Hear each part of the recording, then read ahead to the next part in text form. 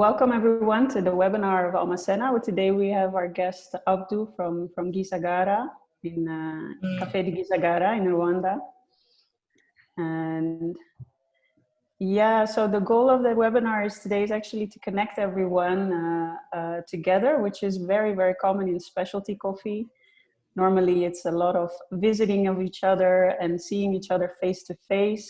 Unfortunately nowadays it's a bit complicated, so that's why we have decided to organize this webinar with Almacena to get you to offer you the chance to connect with a wonderful producer which is working with us from Rwanda, who is a very, very fine specialty coffee producer.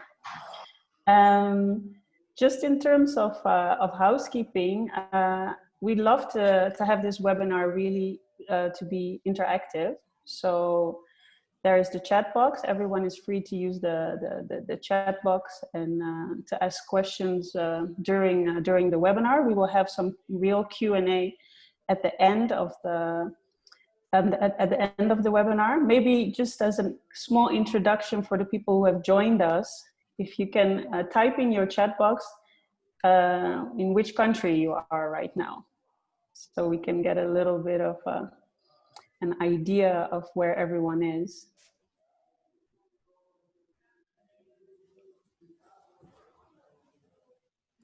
Nice. So we have people from Amsterdam and from the Netherlands as well, from Boat Coffee, welcome. And we have Kenneth from Belgium. Nice of you to join. So we have Rwanda, the Netherlands, Belgium, Amsterdam, and Kampala. I see even, yeah, up to from Rwanda. I'm also seeing Afshin. I think Afshin is in Romania. So that's nice. We have quite an international group together today. So yeah, let's get started. My name is Adidjah. I'm head of partnerships at Almacena. Most of you I've been able to meet, maybe not in person, but over the phone or online. So today we are talking with Abdou from Cafe de Gisagara. He's in Rwanda right now, and we want to give him the opportunity to introduce himself and yeah, tell a little bit about where he is, what he's doing, and the wonderful work they are doing together with farmers in Rwanda. So I'm going to pass the floor or the mic to Abdou. Yeah. Please go ahead. Yeah, thanks Adidjah, thanks for the introduction. I would like first of all to thank Almacena for the opportunity of working with us since the last time we've been working with Almacena. It was a good exposure for our company, and I just want to thank you for it. So allow me to introduce myself a little bit. My name is Abdou Mkwanda. I'm a Rwandan, born and raised in Rwanda. I have been in coffee for the past 5 years, literally, and I went into the coffee because I was mostly interested, because I loved what the company I work for, the vision it had. So talking about the company I work for, Cafe de Gisagara, it has been founded by an international NGO from South Korea called Good Neighbors International. So the whole point of having Cafe de Gisagara was from the past years, Good Neighbors have been working as an NGO in most of the most African countries.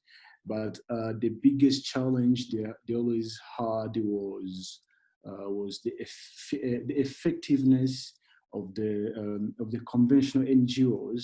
They were not getting the results they were looking for. So I'm not sure, but some of you may be aware there have been some kind of pilot project in Africa, mostly related on how to improve the community, mostly the unprivileged communities. Most of those activities comes through NGOs, There have been some survey that happened, and they kind of showed how coming to a particular community and just giving them maybe like money, can be facility, it never improved. So then with that, we realized that what we need to do was to find a different approach, which was like, how can we, instead of giving to the farmers, in our particular case, we wanted to have a particular activity that we can work with them, give them a particular skills, and then them producing a particular product and us providing the market for it. And they're hoping that down the road in the future, the farmer won't be relying on us. So then this allows us even to go to a different area and expand as well. So that was the whole main goal of Cafe de Gisagara. So, and of course, the idea area to start from was coffee, which is mainly a cash crop in Rwanda. So the project, what we do is since 2014, that's when we started. What we have been doing was to work with the farmers. And we had a 6 years plan to work with the farmers by teaching them, giving them skills, mostly agronomic skills related to caretaking of the farms, coffee farms. And at the same time, we provide to them like tools and equipment to facilitate them. And the product that we receive from them, we always buy it, then it's on our side to find the market, which is basically why we are here. So most of the time, the biggest challenge we faced the time we started the project, because it was somehow like a pilot, was how big and how long this is going to take us. Hello? Are you getting me? We are still hearing you. I'm hearing you loud and clear. I hope the rest of the group as well. In case it's not the case, then please let us know through the chat. Yes. Go ahead. Before we go ahead, so something that skipped me a little bit was I have a presentation here that kind of okay. Hold on a little bit. Yeah. Okay. Yeah. Please share your screen. Yeah. I'm sorry. This one completely got out of my mind. So, as I was trying to say, we started with coffee. The project was basically to focus on coffee, focusing on improving the farmers, giving them a particular skills. That's mean like teaching them how to farm coffee, how to take care of coffee. And at the same time, the time we were doing that, we knew already that even on our side, we had the biggest challenge to develop the particular, how we need to make coffee, how coffee is made, because even on our, hello? Yes, we are hearing you. Actually, we have a question also if we're going to share this presentation after. I think that's possible, right, Abdou? Yeah, it's possible. If anybody can send the emails for their emails, this will be shared to whoever wanted. Everybody who will be participating. Great. Yeah. Sorry for the interruption. Yeah. So please go ahead. Yes. Yeah. So during the past 5 years, what we have been doing is like from the quality side, we had developed an in-house processing protocols that specifically says how we treat coffee from the time we collect the coffee from the farmers to the time we process it in our washing station to the export phase. These allowed us on ourselves to understand much more about what coffee is, how it's supposed to be, give us the opportunity to learn and be able to compete on international market. Because on international market, especially that we found that it could be much more better if we go for specialty coffee instead of commercial coffee. It was a stretcher at the time, but it allowed us to provide the right training for the farmers, to know more specifically what the farmers need. And on top of that, upon sales, whenever we do the sales, a portion of the money we receive, we give back to the community, because that's the main goal. The main goal is like us as Cafe de Gisagara to go in a particular area, work with the farmers in a particular area, and then leave that area after a certain time so we can focus on other area where our support is needed. And as part of the policy, we don't own neither a washing station. We don't own anything. We don't have assets per se. What we do is like we rent washing stations from farmers, and we operate in those washing stations with the farmers. And for the past 5 years so far, we've been working with close to 2,000 farmers, small-sized farmers. We don't go for big farmers who have 1,000 coffee trees. Mainly, our target is farmers who have between average 1,000 coffee trees. Those are the ones mostly we focus on, and they're hoping that we, after a certain time, their production can be multiplied, and then at the end of the time, we are still developing a program that when the time will come, how we're going to aggregate them into a cooperative, and then later on expose them to the market themselves. Okay. So, if I may interrupt you on that point, I think it's important maybe to make that comparison, that the model that Gisagara is promoting is really different than the traditional models that we see in the country, right? There is the cooperative model, where the cooperative is the owner of the washing station, and they are the ones also processing and selling the coffee. Yes. And then you have the private processors, which are often owners of the washing station, and they work with the farmers, and they buy the cherries and then they sell and export. And what you're describing is that Gisagara is actually looking at from a roadmap perspective. So at first you go in, you don't own the washing station, but you rent it from the community. And then you try to empower them through this knowledge. And then the final goal is that they as a cooperative are going to also get organized and then go into that washing station management on their own. Exactly. Is that what?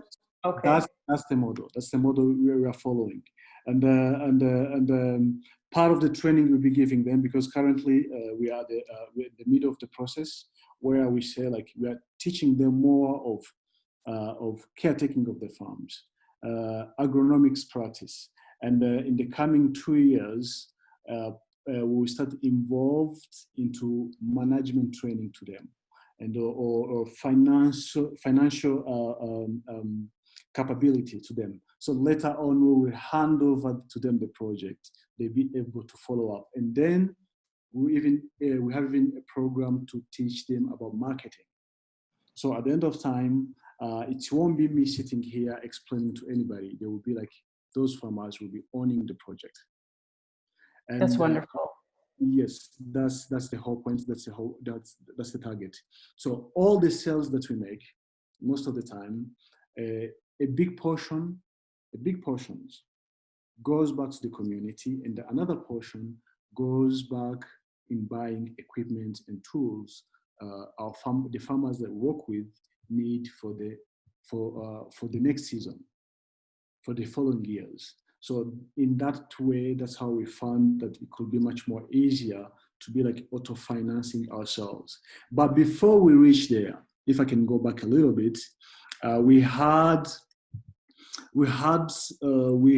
to make like a middle step of proof on ourselves to know that even though during that phase, Cafe de Gisagara itself as an entity is not going to keep receiving money from the investors, for our main shareholders. So we had a 2 years from 2014 to 2016.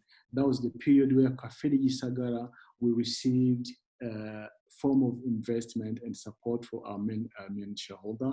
But since then, we started to work on ourselves. We report to them, we give them everything, but as being able to maintain ourselves for the past 2 to 3 years, it's a kind of a proof that even the time we'll be handing over everything to the farmers, at least we know that we have a working model that's functioning. Yeah, so you're proving the business case, you're proving that this is viable. Pass to ourselves, then we hand over. So, of course, it has its challenges. Mainly the biggest challenge we faced was the impacts. The impacts for the first years is not going to be affecting that many farmers, because when you want to empower a big community at a time, it requires a lot of fundings which were not available. But for the time being now, like our model, we have 2,000 farmers, and those 2,000 farmers, we believe and we know that at the end of time, down the road, basically it's 5 years maximum from now. Down the road, 5 years from now, the washing station, both, because currently we have 2 washing stations, both washing stations will be managed and owned by farmers. So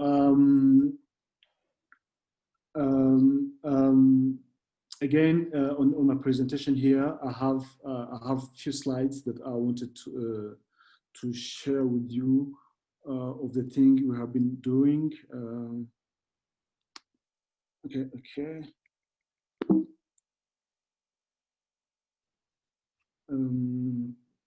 Yeah, it's also remarkable to see that you are a bit spread out in the country. You're not really on one location.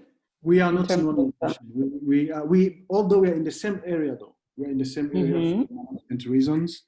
We have 2 washing stations currently. Both are in the southern province in Rwanda. One is in the area called Nyaruguru, another is in the area called Gisagara. Yeah, I think this we talked about it a little bit. And allow me to talk a little bit about the quality of coffee that we make. So I'll give you some highlights of the protocol we have developed. Again, we had to hire 2017. That's when we hired a coffee expert who came. He spent with us almost 1 season, and the following season he came back again to check if the things we have been doing, the thing he left to us, we have been applying them. So basically, what we developed a protocol that specifically said what type of cherries we need before we do processing, what type of cherries we need, how it should be looking, what's the sugar content of it.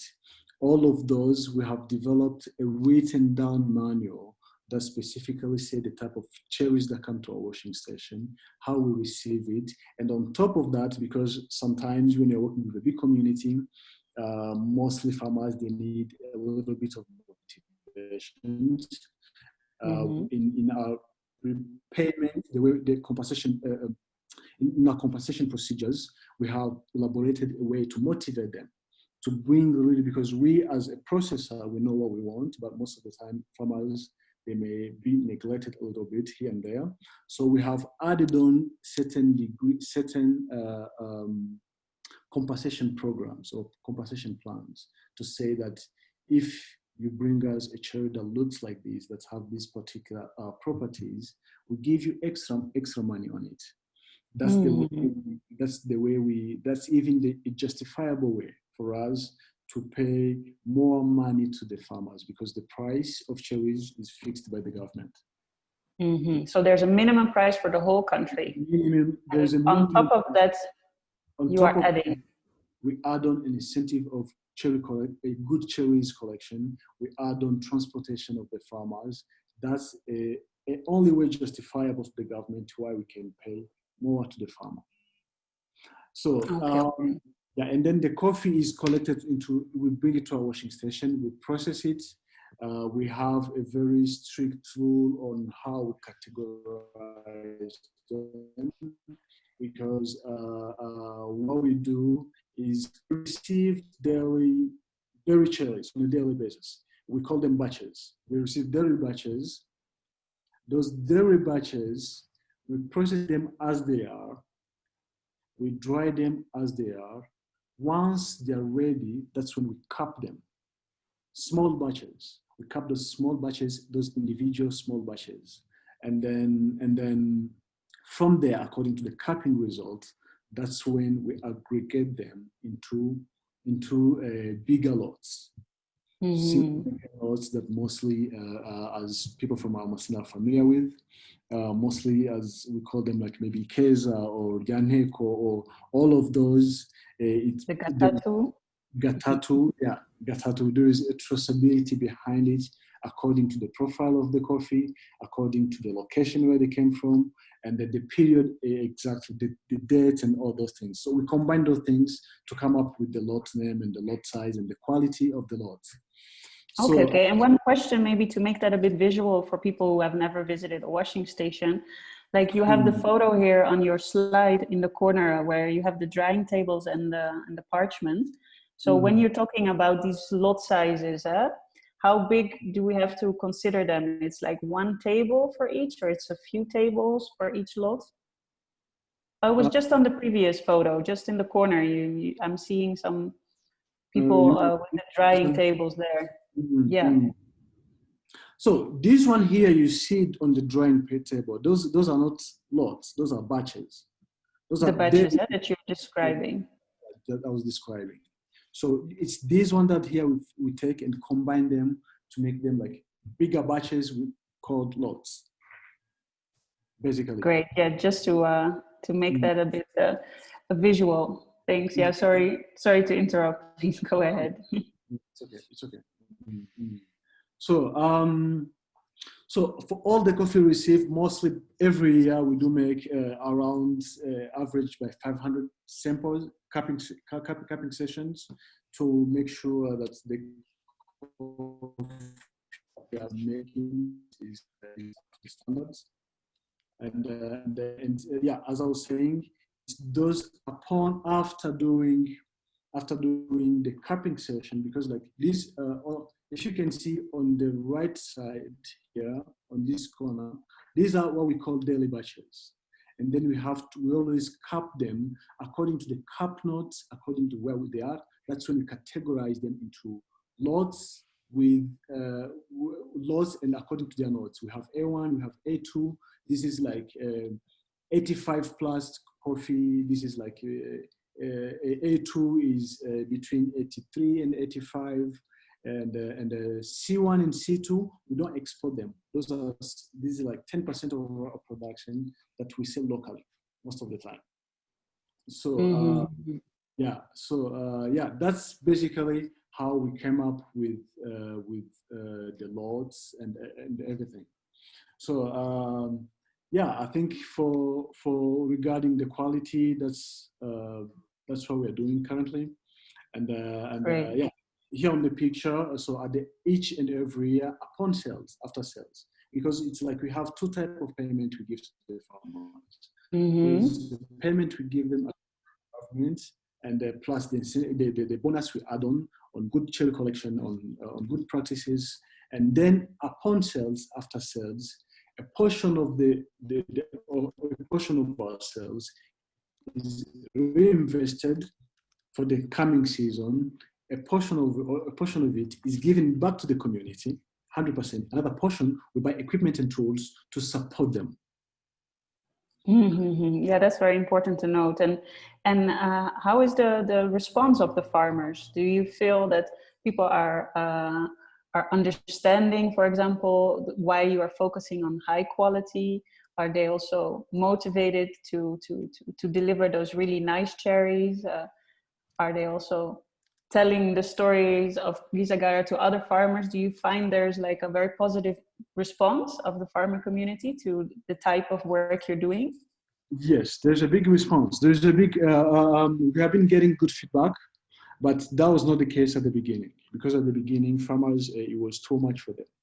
But since then, they have started to see the value of it, because the more good coffee they give to us, at the end of time, it reflects in ourselves. And at the end of time, it reflects in their incentives. And at the end of time, it helps them to make small projects of their own they have been having. There's this, I think I spoke about it a little bit, but I didn't develop it. There have been these type of pilot projects that have been happening in East Africa about seeing if you give, there's like this NGO that works in East Africa called Give Directly. What they do since 2018, I think, what they have been doing is just that they look for a particular community, they give them financial capabilities without a project of anything. That's basically our model, because we have found that once a farmer or anybody who doesn't have financial access, he gets that on a regular basis, he keeps receiving that money. At the end of time, they end up making their own project that support them in their own terms, not trying to break. Is the idea of me coming in a particular community and say, like, I know you guys what you want, and this is how you should be doing it. We want rather people to know or to figure out what they should be doing, because it happened that generally speaking, many NGOs, more than close to 40% of their investment goes in administration and reporting. Yeah, the overhead costs of NGOs. There's a lot of critics highlighting that there's a lot of overhead, and maybe that money could have gone to communities, or it could have gone to projects, or projects that farmers can develop themselves. So for us is that vehicle that we're trying to make like change into people's lives, basically. But coffee is a good product. That's why we even try to put a high bar on it, because we know that at the end of time, if ourselves can make a good coffee, there are more chances that whatever community we leave it to, they will make good coffee. Yeah, I think it's nice to highlight that part, that you are doing this community-led, right? What you are trying to highlight is that you're listening to the community, and the community is able to kind of lead in the direction that they want to go, and it's not the NGO which is stipulating the agenda and saying we have the solution. You do it in a participatory way, like in a kind of equal exchange. That was in response to what you asked me about the feedback farmers, if like farmers have been receiving well our project. At the beginning, it was not the case. It was a little bit challenging for them as well. But now everybody started to come on board, because they can see like all of them, most of them, a big portion of farmers work with, they have had their own side project they're working on that help them improve their life. Yeah, some of them have started small shops. Some of them have changed the school to schools. So all of those small things that we are expecting, like what we are trying to do, through teaching them how to make good coffee, through giving them a particular skills they can rely on. At the same time, them becoming creative and doing things in their own terms. Basically. Yeah, no, I think that is really wonderful, and it's probably also more impactful when people feel that they are in charge of their own goals and ambitions, and they're being supported by you guys. I wanted to kind of also make a shift towards your personal journey in all of that, because I think Cafe de Gisagara is doing this wonderful job as a company and supporting the communities, and how has it been for you actually going into this coffee activity, and how did it impact you as a person? Okay, so for me, For me, by training, I'm a telecom engineer. At the time I joined the company, I didn't know much about it. I didn't know much about anything related to agronomics or whatever it is. I have been, if I can go back, I've been a telecom engineer for the past 10 years and so. And then me personally, I had my my small business on the side that I was doing. And then at the time I joined Cafe de Gisagara, it was at the time where I was looking for something that I can do personally and that can have an impact in my life, actually, or other people's lives. I remember the first time I was invited to join Cafe de Gisagara. It was not, I was not really that much interested, but later on, I got caught by the idea that what I will be doing will not will be impacting some people's lives at some point. That's how I went into Cafe de Gisagara. So since then, I got exposed to doing coffee. My then bosses at the time, he was very patient and very good with me because he gave me he taught me about the business. He taught me, more importantly, what was the goal that they were trying to make, and at the end of time, it ended up being my goal. And as far as the project goes and the mode of the project, 2 years ago, we are the one running the company. He's no longer here, and at the same time, in the coming 3 to 5 years ago, we are going to make the transition to the farmers. So personally, it has been a challenging but a very, very good journey, and I can't wait for us to move into another area, because the main reason why we don't expand is because of it's related to funding. Currently, we are auto-funding ourselves, and the goal is to hand it over to someone, to add to the community, and go build something else, and then it will continue that way. Nice. So overall, you've fallen in love with the project, and you've fallen in love with the coffee as well.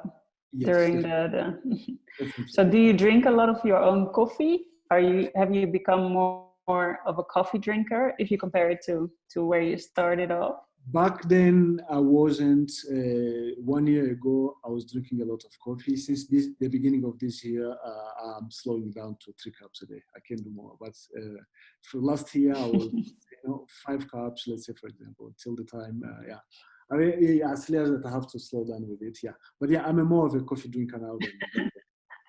I'm among the people who drink coffee, actually, if I may say. Yeah. Because it's locally, there's not a lot of coffee drinking yet, I think, up country, but in Kigali, there's a lot of cafes opening up. I feel there's a movement to appreciating really nice coffees, and new bars are opening, and young people are seemingly more into it. Yeah.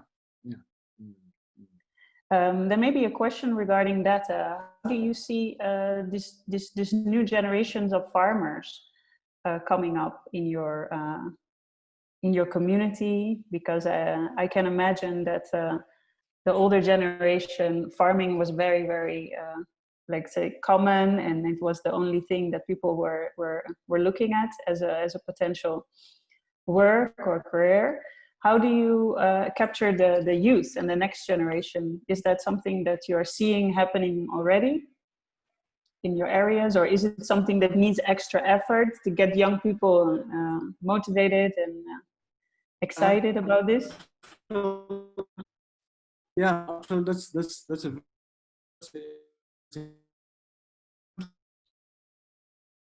most of the farms are owned, of course, with, by old generations. The only way we have to motivate and bring on board the younger generation is just we provide work for them. Currently, every year, we employ close to 300 local communities during the season. And the majority of those things mostly are women most of the time. But that was one of the approach. We found that we could attract the younger generation into the business. Another way we do it is just that even though we are working on it, but we have been working at the same time with another branch of Good Neighbors here in Rwanda that have several projects to help to invest in small businesses, mostly related to farming, but not a crop like coffee, which take like 3 years for it to make it grow. So, other crop like beans. Those are other small projects that we are into. So what we do to work with those mostly young generations is that we provide the technical assistance that the other NGO we work with we are in venture with, they provide the financial facilities to those projects. So that's the way we have figured out how we can bring more on board. Yeah, definitely. Well, I think also one of the other aspects of young generations is there's much more digital knowledge, and a lot of people are online, like we are here today as well. And I also wanted to ask you, considering the COVID crisis that we've all been affected by, how have you managed as Cafe de Gisagara? And we are now doing all of these things digitally and online. And do you see examples of that also in your day-to-day work? How you've been able to overcome the challenges, and which challenges are difficult to overcome and you can't solve only with online? I would love to hear your view and opinion about that. Yeah, so since the COVID started, it affected us highly in terms of production, because as we speak now, we froze close to 25% of our production and operations. As you know, part of our policy is just that we cannot afford to make coffee that we don't have the visibility of sales for it. So the biggest challenge was like, if we're going to make that much coffee, we're going to sell it, especially that we didn't know that when we're going to be traveling, our travel being going to resume. Is life going to be coming back to normal again? Because usually what we do related to sales, most of our clients, they come to visit us to have that particular experience, to see what we do and go through with us. I think that's the best way most of buyers do. Secondly, even me myself, to sometimes travel outside of Rwanda to go look for potential buyers and things. So because of COVID, it has been challenging, mostly because we don't have a clear visibility like the previous years about sales. So quality-wise and production-wise, the quality stayed the same. The quantity went low, 25%, because mostly the regulation of Rwanda, which it's pretty tight when you are working with 100 and 200 farmers during the season, and you know that you have to have like a meter between people. They have to be having us. There was those kind of challenges, but we managed to tackle them.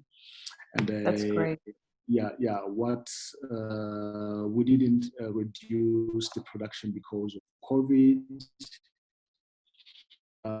As we're working with the government, they provide for us the right policies, because the time before we got into before we stopped down of COVID, we attended a bunch of meetings, a bunch of trainings from the government to cope with it, especially people in agriculture, how we're supposed to be working. So yeah, the biggest challenge COVID has faced to us so far, if I can say, is like sales, basically. And I think that's even why, again, thanks to Almacena, we are trying to see if we can get in touch with more people while everybody's staying in their country. And yeah, about a happy Dutch customer, actually, who has joined us, is Boat Coffee. And we also have a question from him. First, there's a nice compliment that they really like your coffee. And that also Dutch customers, they are committed to paying fair prices. So they really like the Gatatu and the Imbuto coffee. And they appreciate that you're doing this work with farmers, and that a substantial amount is being reinvested in the form of bonuses. And they were wondering if you are able to indicate what amount, either in USD or Rwandan franc, besides the 10% logistics and 10% quality bonus, goes back to those farmers. If we're deducting the minimum price, of course, which is already a standard. So do you have and if you don't have it right now, it would be nice to send that information to the No, I have it. To all of us, actually. It's in terms of percentage. It's in terms of percentage.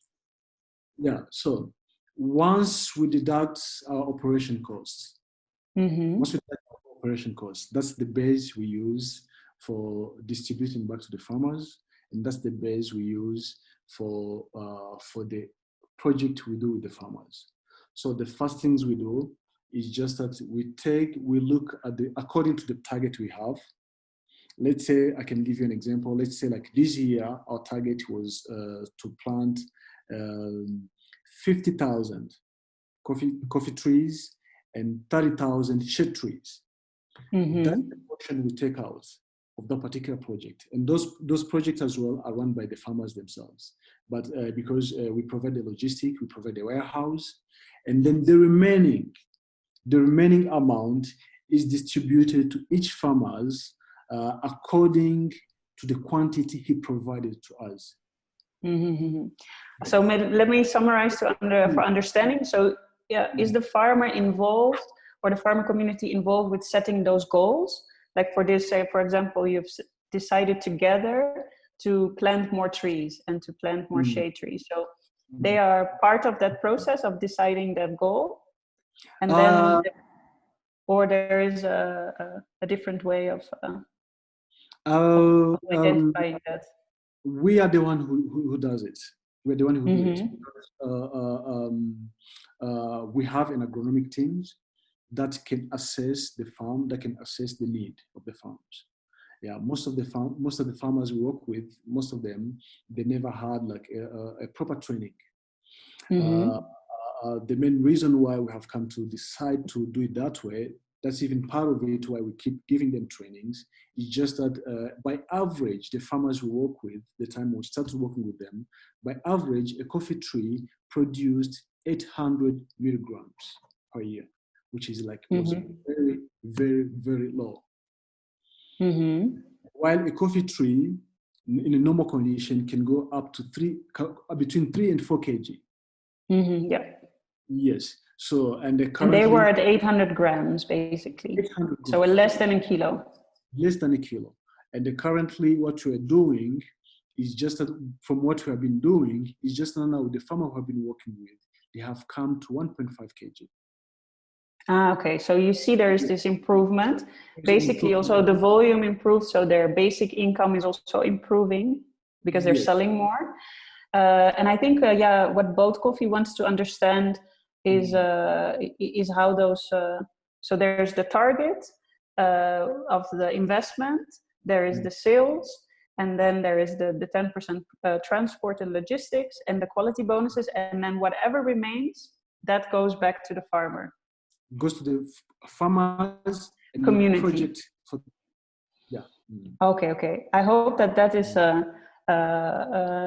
answering the question, and I think also after the webinar, and it should be everyone should feel welcome to ask these questions also to us as Almacena or to Abdou direct, and we'll share all the contact information. If you want to go more precise in an example of how much US dollars that is for an average farmer, or how much Rwanda francs, because I think that you're now answering it through percentages, and if in case they want to hear more, then we would be able to do that after the webinar. Now just for the Q&A, if people want to kind of join in and talk, we will remove everyone from mute. Maybe Dimon can do that. So if people want to ask some questions also personally, that's very free to do that now. If there's anyone else who wants to to say something. Dimo, can you remove the others from the mute button? Or if they can unmute themselves? I'm just checking if there's anyone who wants to ask a question.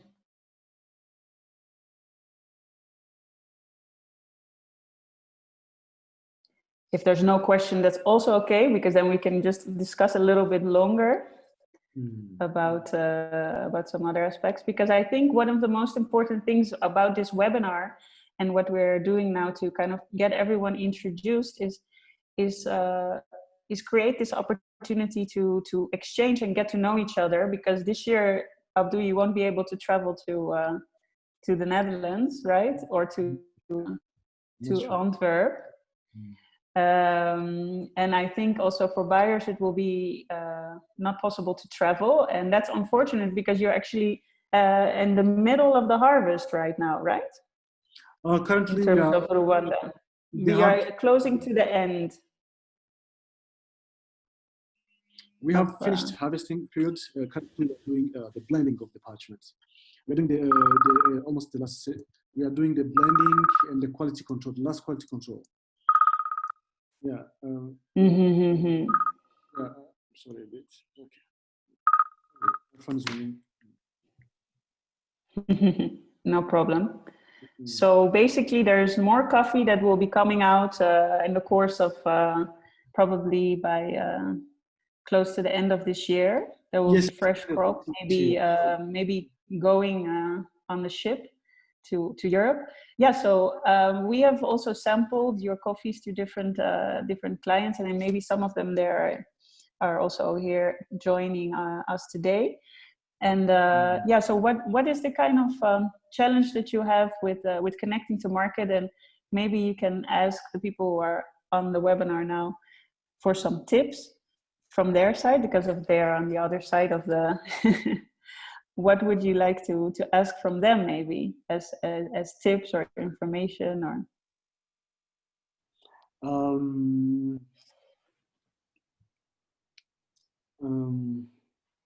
I would like to know.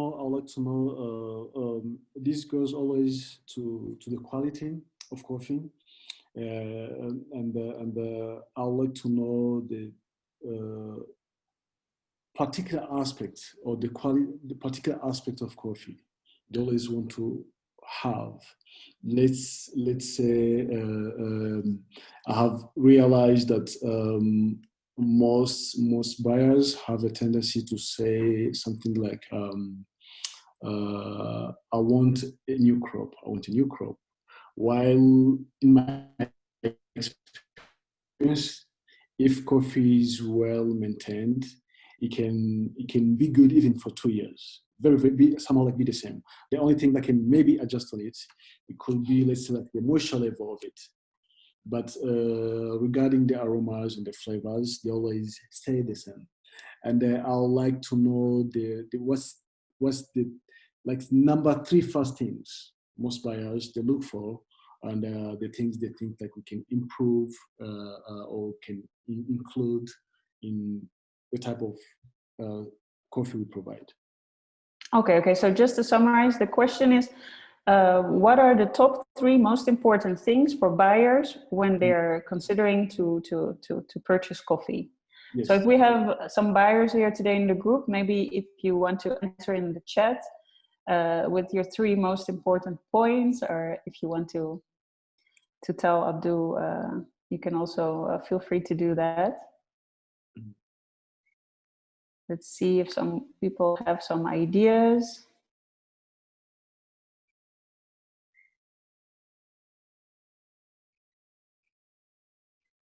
And it's mainly about what you can also improve, right? Or what should put most of your attention to. Yes. Okay, do we have anyone having some ideas? Oh, I'm hearing someone. That's good. Afshin. I'm here. Great. Do you have some tips for Abdou on what is important when you're a specialty buyer? Where should he focus on? You're joining us from Romania, is that correct? Yes. Welcome. I think always when you're in the specialty domain, the information about the coffee, the information about the farm, um, the connection, how we can connect the buyer to the farmer. I think these are some essentials. Mhm. I think the second essentials is the taste profiles. So how was the Q grader or the in-house Q grader, how he graded the coffee and how well the taste notes are hit.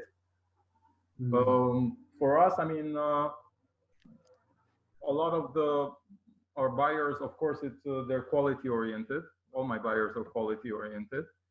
But at the same time, the marketing support, the story, the access to the pictures, the farms, the connection between the roaster and the farmer, I think is essential if you want an ongoing business and if you want to really commit, not just one time buying coffee and then you hop to another farm and so on.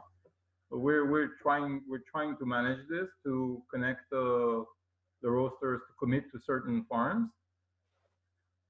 Um, the transparency, I mean, we work quite transparent. If the roaster wants to get in contact with the farmer, we put them direct and they can talk about the processing. They want to know about, everybody is crazy about all kinds of alternative processings also, which really pushes the price of the coffee higher and gets more value for the farmer. I think the processing, it's really a game changer these days. Um, so, I mean, we're more of a espresso-based country, not a filter country. So the naturals are really the things that they're looking for. Okay. The natural processed coffees are the real, the gems, let's say. Yeah. So yeah, so there's the quality, the transparency, and I'm also seeing here in the chat that from both sides they saying that detailed information is essential in the specialty coffee. I mean, so as detailed as possible. Yes, yes. The details, I mean, and the detail really comes about more about how the coffee is being processed rather than just a story about the farmer. I think we've passed the stage of storytelling about the farmer and really like how the farmer takes care of his coffee and what he's doing to increase the quality. I think that's much more important in my domain, dealing with artisanal roasters.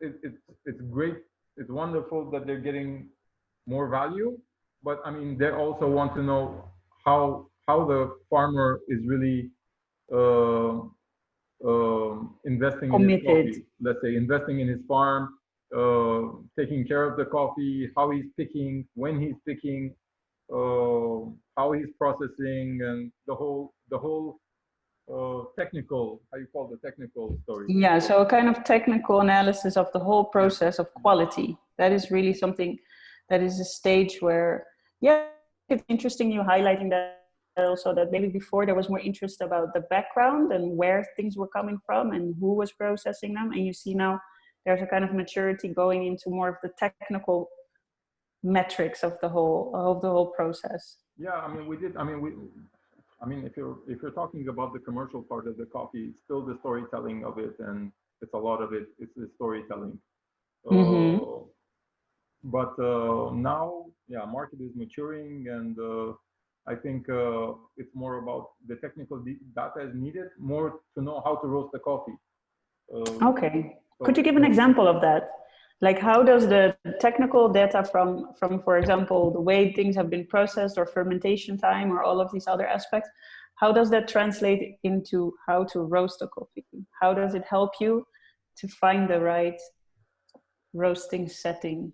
So based on your market, okay, if you're going towards an espresso-based market, you're roasting in a certain profile based on the density of the coffee, the humidity factor of the coffee.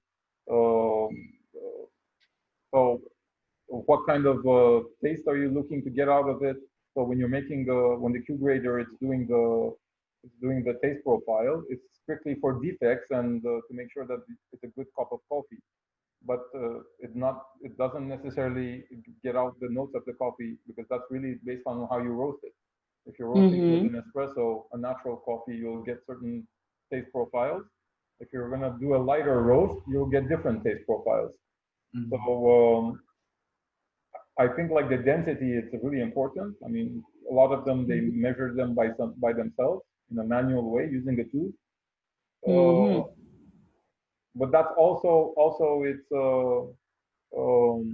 it's just generally the technical data and the whole process of how it's being processed is really important when they buy the coffee for the roaster who buys the coffee. Yes. Because a lot of the times the roaster decides the coffee to buy and not the owners, or not necessarily the let's say the manager of the company. Yeah, yes. So if I would kind of try to summarize then those takeaways, you would say that on producer side, they can pay more attention as well of what are those taste profiles which are interested for the buyer that they are selling their coffee to. For example, if you are an espresso market, they should try to go have some percentage which really works well in an espresso. Yeah. So the fully washed Rwanda is less good for espresso normally because there's this really strong acidity, right? So a natural works better in your impression. So these kind of things matter a lot. I mean, if you're talking about a filter-based country, obviously Rwanda is one of the tops.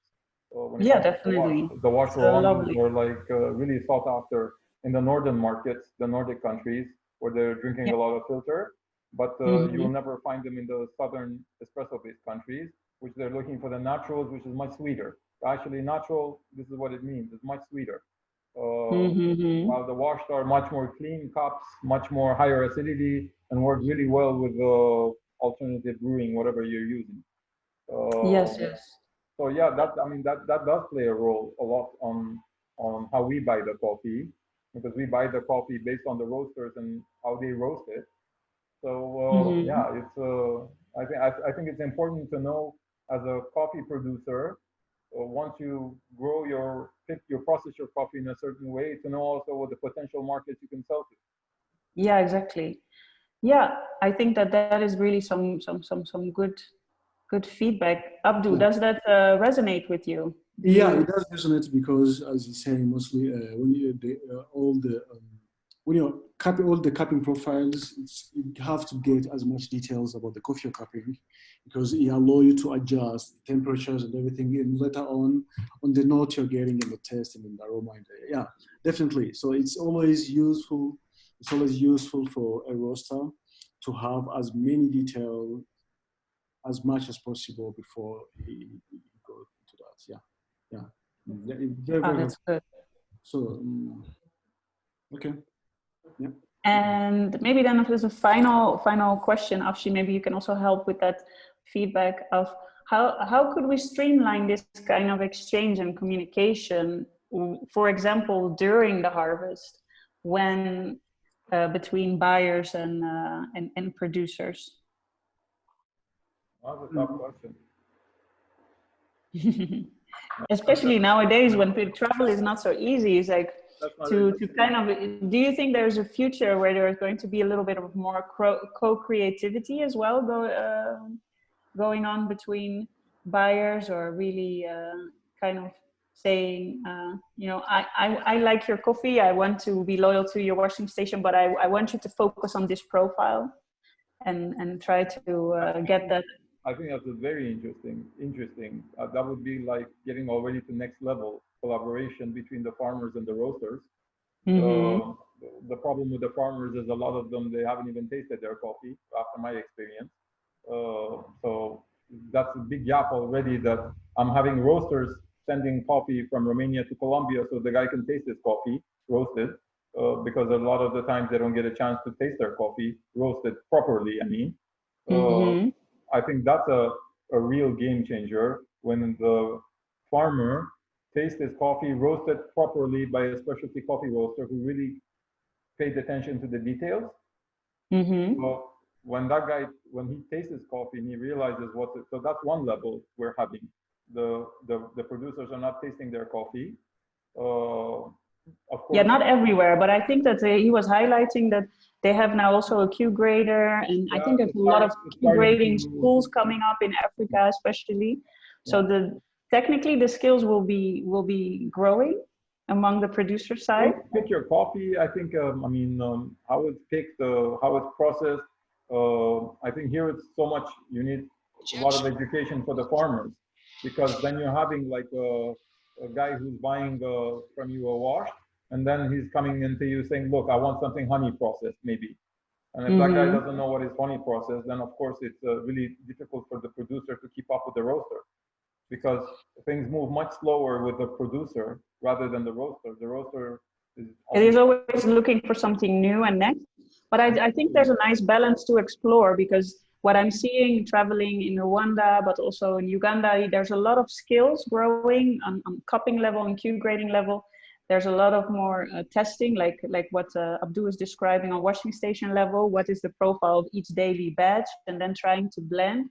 So if there could be a balance between that kind of exchange where buyers are saying, you know, I'm giving some commitment already for a particular volume, but I'm looking for this profile, and then you can have this kind of exchange already at an earlier stage.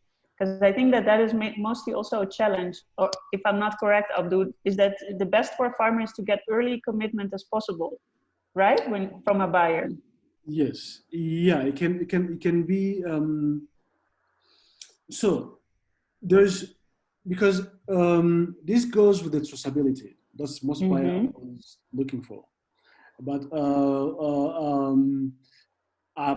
I always wonder what we can do to put the buyer and the farmer in direct contact. Because let's say, for example, which could be like the best case, if a particular buyer say get in relation with the farmer. On our side, as people are trying to improve the community, this could be much better to the farmers' commitment. But also on the other side, like, then it's up to you as Cafe de Gisagara management also to be able to provide that particular skill of cupping and being able to speak that same language of what Afshin was describing, of particular profiles, particular process related to particular outcomes. And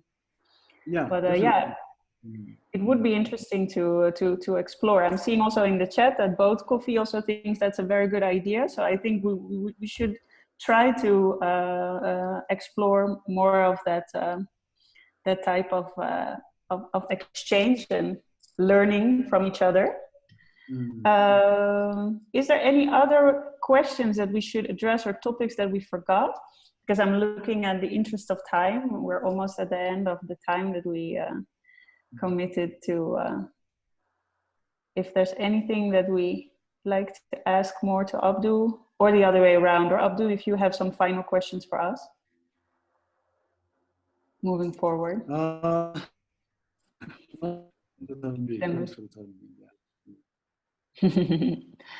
I thought it was really nice to meet each other during this this webinar today, and I want to thank everyone for their time. Taking time during the day is not also as easy, so thanks a lot for that.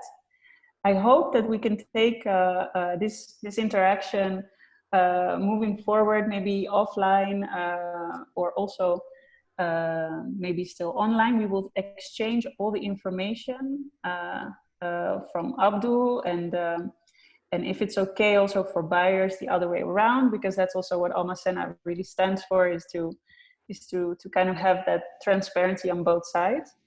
And yeah, we would love to kind of explore further how our collaboration and relationships can grow stronger in the coming time. So thank you for everything, and we'll stay in touch. Thank you. Thank you. Thanks a lot.